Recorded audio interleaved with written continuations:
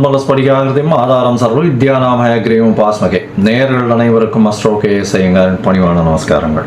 நேயர்கள் அனைவருக்கும் விஸ்வாவசு தமிழ் புத்தாண்டு நல்வாழ்த்துக்கள். எல்லாருக்கும் சௌக்கியமும் மங்களமும் உண்டாகட்டும். ஏப்ரல் 14, 2025 13, 4, 2026 வருடம் உண்டான காலகட்டத்தை தமிழ் வருஷ பரப்பு, தமிழ் வருடம் என்று சொல்கிறோம். அது தமிழ் மாதத்தின் மூலியமாக தமிழ் வருடம் விஸ்வாவசு வருஷம் பிறக்கிறது. இப்போது நம்மளுக்கு போன வருஷம்ன்றது பார்க்கும்போது குரோதி வருஷம்னு சொல்கிறது, இப்போ விஸ்வாவசு வருஷம். சரி, இந்த விஸ்வாவசு வருஷத்தில் என்னென்ன கிரகச்சாரங்கள், கிரக மாற்றங்கள் இருக்குது, இந்த வருஷம் பிறக்கும் பொழுது என்ன கிரக நிலைகள் இருக்குது, என்னென்ன கிரகங்கள் மாற்றங்கள் அமையிறது. பெரிய கிரகங்கள், வருட கிரகங்கள்னு சொல்லக்கூடிய சூரியன், அதாவது குரு, சனி, ராகு, கேது இவர்களுடைய மாற்றங்கள் என்ன. மாத கிரகங்கள்னு சொல்லக்கூடிய சூரியன், செவ்வாய், புதன், சுக்கிரன் இவா 4 பேரும் மாத கிரகங்கள்னு சொல்லக்கூடியது. சந்திரன் தினக்கோள், அதாவது 2.25 நாளைக்கு ஒரு ராசியிலிருந்து அடுத்த ராசிக்கு போகிறார்.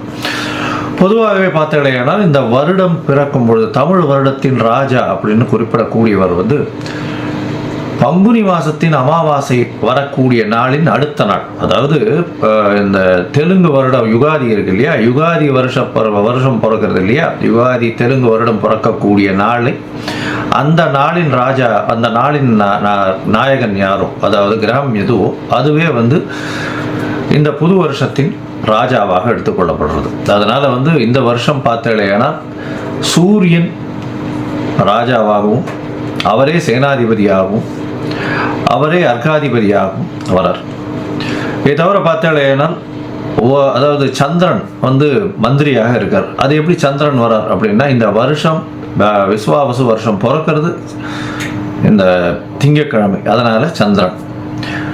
அதே மாதிரி பார்த்தீங்கன்னா ஆவணி மாதம் சேனாதிபதி எப்படி டிசைட் பண்ணுறது அப்படின்னா, சேனாதிபதினு சொல்லக்கூடியது ஆவணி மாதம் வரக்கூடிய முதல் நாள் சேனாதிபதியும், ஆடி மாதம் அப்படின்னு சொல்லக்கூடியது சஸ்யாதிபதி.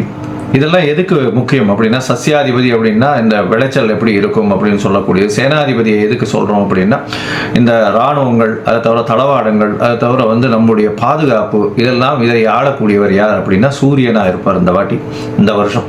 அதனால் என்ன ஆகும் அப்படின்னா, இந்தியாவினுடைய பொதுவாகவே இது லா அண்ட் ஆர்டர் ரொம்ப ஸ்ட்ராங்காக இருக்கும், மிகவும் கடுமையான சட்டங்கள் பாயக்கூடிய காலகட்டமாக இருக்கும்.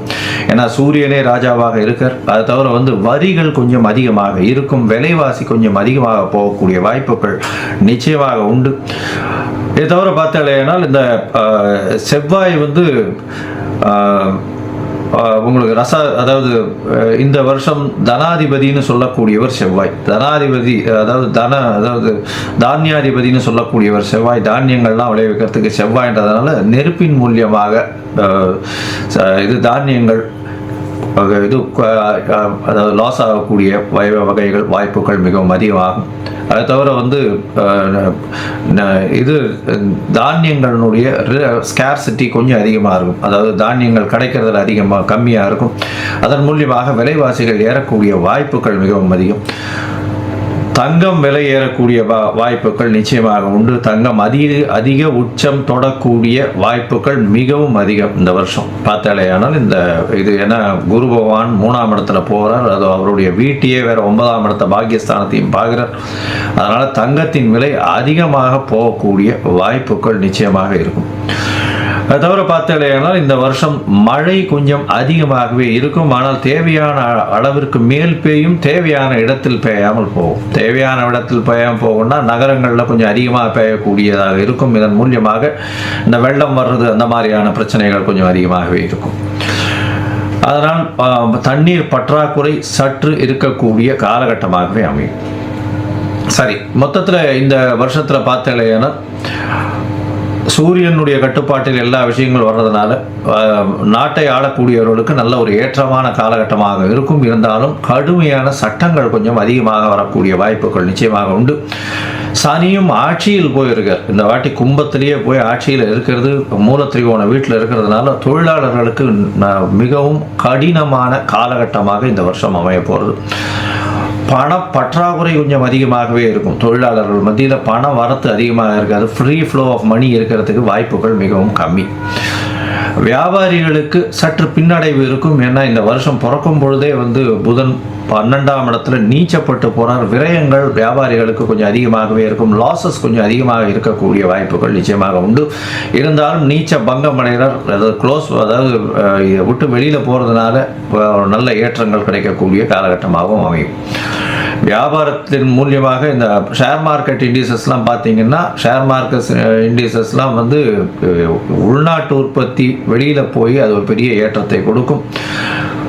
இம்போர்ட் எக்ஸ்போர்ட் பிஸ்னஸ் ஒரு பெரிய மாற்றம், பெரிய உச்சத்தை தொடக்கூடிய வாய்ப்புகள் நிச்சயமாக உண்டு.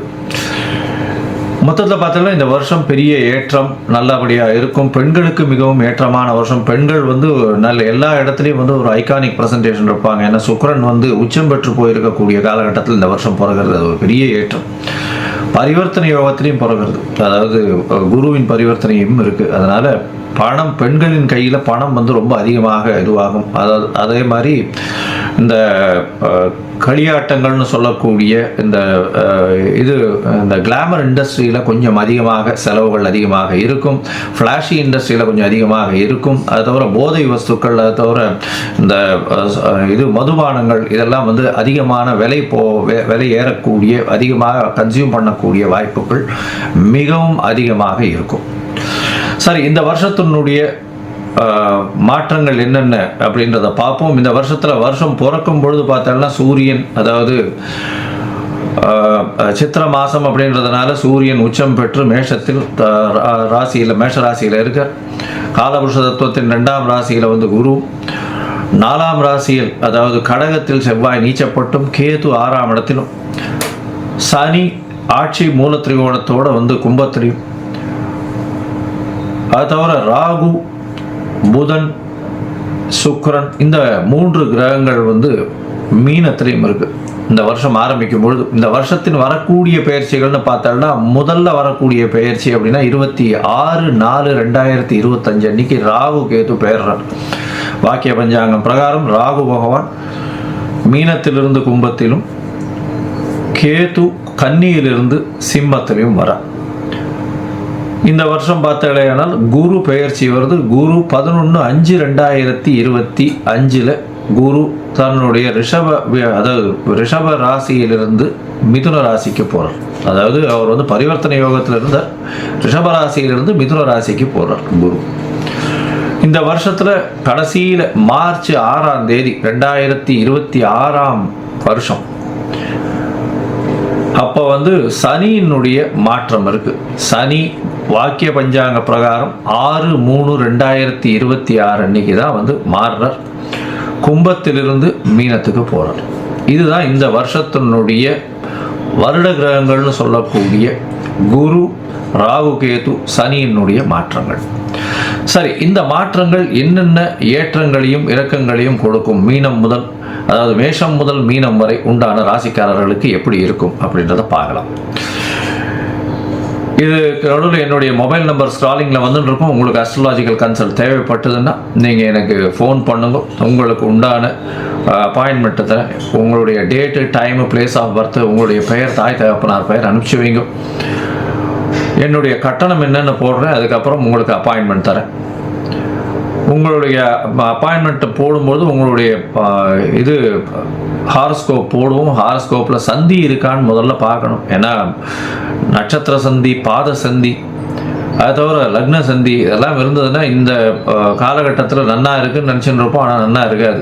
எதனாலன்றதே புரியாது. உங்களுக்கு துலா லக்னமாக இருக்கும், நல்ல தசை நடக்கிறதுன்னு நினச்சின்னு இருப்போம். ஆனால் நல்ல தசையாகவே இருக்காது உங்களுக்கு. ஏன்னா அது லக்ன சந்தியாக வந்திருக்கும். விசாகம் 3ஆம் பாதம் நினச்சின்னு இருப்பீங்க, விசாகம் 4ஆம் பாதம் ரிச்சிக லக்னமாக இருக்கும். அதனால் நிறைய பேருக்கு என்கிட்ட வர்றவாளுக்கு 40, 45 வயசு, 50 வயசுலாம் இருக்கிறவாள்லாம் அவள் நட்சத்திரமே தெரியாமல் அவள் மிருகசீரிஷம்னு சொல்லிட்டு இருப்பா. மிருகசீரிஷம் 2ஆம் பாதம்னா ரிஷபத்தில் வரும், 3ஆம் பாதம்னா மிதுனத்தில் வரும். அதனால் அந்த மாற்றத்திலேயே அவர்கள் யாருக்கு அர்ச்சனை பண்ணுறோம்னே தெரியாமல் பண்ணிட்டு இருப்பாள். அதனால் சந்தி முதல்ல தெரிஞ்சுட்டு எந்த நட்சத்திரம், என்ன பாதம், என்ன லக்னம், என்ன லக்னத்தின் பாதம் அப்படின்றத தெரிஞ்சுட்டு அவர்களுக்கு இப்பொழுது ஏற்ற தசையாக இந்த காலகட்டத்தில் நடக்கக்கூடிய தசாபுக்தி, அந்தரம், சூக்ஷ்மம், அதை தவிர கோல்சாரம் எப்படி இருக்குது அப்படின்றத வச்சு அவர்களுடைய பலன்கள் எப்படி இருக்கும் அப்படின்றதையும் சொல்கிறேன்.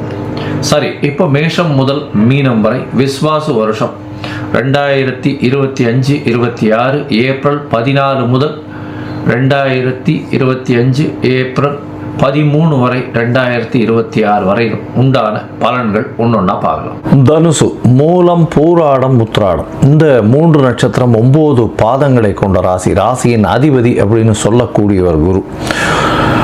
இவ்வளவு நாளாக உங்களுக்கு ஒரு பெரிய ப்ராப்ளம் இருந்தது. ராசிநாதன் 6ஆம் இடத்துல போய் இருந்தார், மறைஞ்சிருந்தார். உடல் நலத்தில் சற்று பின்னடைவு இருந்துகிட்டே இருந்தது. இப்போ பார்த்தாலேயானால் இந்த வருஷம் ஆரம்பித்ததுலேருந்து பார்த்தாலும்னா குரு உங்களுடைய ராசிக்கு 7ஆம் இடத்துல போகிறார். பொதுவாகவே பார்த்தாலும்னா வருஷ பலன்னு சொல்லும்பொழுது குரு, சனி, ராகு, கேத்துவனுடைய மாற்றங்களை வச்சு தான் வருஷ பலனை சொல்லுவோம். இந்த குரு உங்களுடைய ராசிக்கு ராசிநாதன் 7ஆம் இடத்துல போய் இருக்கிறதுனால கண்டிப்பாக திருமண பாக்கியம் உண்டு. உடல் நலத்தில் நல்ல ஏற்றம் இருக்கக்கூடிய காலகட்டமாக இருக்கும். கூட்டு தொழிலில் எல்லாமே கைகூடக்கூடிய காலகட்டமாக அமையப்போகிறது. முயற்சிகள் எல்லாமே வெற்றி பெறக்கூடிய பாக்கியம் உண்டு. உங்களுக்கு பார்த்தோம்னா தொழிலில் அபரிமிதமான லாபம், அபரிமிதமான ஏற்றம் இருக்கக்கூடிய காலகட்டமாக அமையப்போகிறது. உங்களுடைய ராசிக்கு பார்த்தாலேயானால் ராசியிலேயே பார்க்குறார். அதாவது உங்களுடைய ராசிக்கு 7ஆம் இடத்துல இருக்கக்கூடிய குரு பகவான் 26/11/5/2025 உங்களுடைய ராசிக்கு சப்தமத்துக்கு குரு உங்களுடைய ராசியை பார்க்கறது பெரிய ஏற்றம். அதை தவிர பார்த்தீங்கன்னா உங்களுடைய ராசிக்கு 11ஆம் இடத்தையும் பார்க்குறாரு, 3ஆம் இடத்தையும் பார்க்குறாரு. இதன் மூலியமாக நல்ல ஒரு ஏற்றம் இருக்கும். முயற்சிகள் எல்லாமே வெற்றி பெறக்கூடிய வாய்ப்புகள் நிச்சயமாக இருக்கும். மூத்த சகோதரர்கள் மூலியமாக சிறு சிறு பிரச்சனைகள் வந்தாலும் வெற்றி வாகை சூடக்கூடிய வாய்ப்புகள் நிச்சயமாக இருக்கு. ராசிக்கு 11ஆம் இடத்துல நல்ல ஒரு ஏற்றம் இருக்கக்கூடிய காலகட்டம். அதாவது தொழில் ஸ்தானம், சொந்த தொழில் பண்ணுறவாளுக்கெல்லாம் பெரிய ஏற்றம் கிடைக்கக்கூடிய வாய்ப்பு உண்டு. 3ஆம் இடத்தில் முயற்சி ஸ்தானத்தில் சனி பகவான் இருக்கிறதுனால முயற்சிகளில் எல்லா விதமான முயற்சிகளும் வெற்றி பெறும். இருந்தாலும் இளைய சகோதரர்களோட சிறு சிறு மனக்கசப்பு இருக்கக்கூடிய வாய்ப்புகள் உண்டு. திருமண பாக்கியம் உண்டு. 2வது திருமணம், அதாவது கல்யாணமாய் பிரிஞ்சிருந்தாங்க, அதாவது தனியாக இருக்காங்க, அந்த மாதிரியான பொசிஷன் இருக்கும்பொழுது 2வது திருமணம் ஆகக்கூடிய வாய்ப்புகளும் இந்த வருஷத்தில் நிச்சயமாக வரும். 11ஆம் இடத்தை குரு பார்க்கறது கண்டிப்பாக பெரிய ஏற்றத்தை கொடுக்கக்கூடிய காலகட்டமாக அமைய போகிறது. உங்களுடைய ராசிக்கு பார்த்தோம்னா முயற்சிகள் அனைத்தும் வெற்றி பெறக்கூடிய வாய்ப்புகள் உண்டு. 26/4/2025 பார்த்தோம்னா உங்களுடைய ராசிக்கு 4ஆம் இடத்துல இவ்வளவு நாள் ராகு இருந்தவர் உங்களுடைய ராசிக்கு 3ஆம் இடத்துக்கு வர 9ஆம் இடத்துல கேத்து போகிறார். இதன் மூலியமாக என்ன ஆகும் அப்படின்னா முயற்சிகள் எல்லாமே வெற்றி பெறும். புதிய முயற்சிகள் எடுப்பீங்க. எடுத்த முயற்சிகள் அனைத்தும் வெற்றி பெறும். எந்த இடத்துலேருந்து, அதாவது உங்கள் எழுத்து பணியில் இருக்கிறவங்க, கவிஞர்கள், கலைஞர்கள், கட்டுரை எழுதுகிறவங்க, அதை தவிர தங்க வியாபாரம் செய்பவர்கள், அதை தவிர பேங்கிங் இண்டஸ்ட்ரியில் இருக்கிறவங்க, இவங்களுக்கெல்லாம் பெரிய ஏற்றம். டீச்சர்ஸு, ப்ரொஃபஸர்ஸு, இவங்களுக்கெல்லாம் பெரிய மாற்றங்கள் வரக்கூடிய வாய்ப்புகள் உண்டு. 3ஆம் இடத்தில் இருக்கக்கூடிய சனி மிகப்பெரிய ஏற்றத்தை கொடுக்கக்கூடிய காலகட்டம். ராகுவும் சேர்ந்து இருக்கிறதுனால அபரிமிதமான எண்ண அலைகள் அதிகமாக ஓடக்கூடிய காலகட்டமாக அமையும். இந்த வருஷத்தில் பார்த்தலையானால் உங்களுடைய ராசிக்கு 9ஆம் இடத்துல கேத்து இருக்கிறதுனால தந்தையின் உடல்நல சற்று பின்னடைவு இருக்கக்கூடிய வாய்ப்புகள் மிகவும் அதிகம். இதனால் கொஞ்சம் ஜாகிரதையாக இருக்கிறது நல்லது. ஹாஸ்பிட்டலைசேஷன் ஏதாவது போக வேண்டிய கட்டாயம் வரலாம். கொஞ்சம் ஜாகிரதையாக பார்த்துக்கிறது நல்லது. வெளிநாடு போய் படிக்கணும்னு நினைக்கிற மாணவர்களுக்கு சற்று பின்னடைவு ஏற்படும். ஏன்னா 9ஆம் இடத்துல கேத்து பகவான் போகிறதுனால சிறு சிறு பிரச்சனைகளை உண்டாக்குவார். இருந்தாலும் உங்களுடைய விடாமுயற்சியின் மூலியமாக வெளிநாடு சென்று படிக்கக்கூடிய, மேல் படிப்பு படிக்கக்கூடிய பாக்கியத்தை நிச்சயமாக கொடுப்பார். உங்களுடைய ராசிக்கு பார்த்தீங்கன்னா 3ஆம் இடத்தில் இருக்கக்கூடிய சனியின் மூலியமாக எல்லா விதமான முயற்சிகளும் வெற்றி பெறும். மொத்தத்தில் பார்க்கும்போது இந்த தனுசு ராசிக்காரர்களுக்கு ராசிநாதன் சமசப்தமத்தில் வர்றது பெரிய விசேஷம். திருமண பாக்கியம் நிச்சயமாக உண்டு. இவ்வளவு நாளாக திருமண தடங்கள் இருந்தவாளுக்கு திருமண பாக்கியம் உண்டு. உடல் நலத்தில் நிச்சயமான ஏற்றம் இருக்கும். எடுத்த காரியங்கள் அனைத்தும் வெற்றி பெறும். முயற்சிகள் அனைத்தும் வெற்றி பெறக்கூடிய வாய்ப்புகள் நிச்சயமாக உண்டு. தாயின் உடல்நிலையில் நல்ல ஒரு ஏற்றம் இருக்கும். தந்தையின் உடல்நிலையில் சற்று பின்னடைவு இருக்கக்கூடிய வாய்ப்புகள் மிகவும் அதிகம். வெளிநாடு போய் வரக்கூடிய வாய்ப்புகள் நிச்சயமாக இருக்கும். உங்களுடைய ராசிக்கு 2வது திருமணம் பார்த்து கொண்டிருப்பவர்களுக்கு கண்டிப்பாக 2வது திருமணம் ஆகக்கூடிய வாய்ப்புகள் கண்டிப்பாக உண்டு. தொழில் சற்று பின்னடைவு இருந்தாலும் வெற்றி பெறக்கூடிய வாய்ப்புகள் நிச்சயமாக இருக்கும். முயற்சிகள் அத்தனையும் கைகூடும். பார்ட்னர்ஷிப் தொழில், அதாவது கூட்டு தொழிலில் நிச்சயமான வெற்றி கிடைக்கக்கூடிய வாய்ப்புகள் கண்டிப்பாக உண்டு.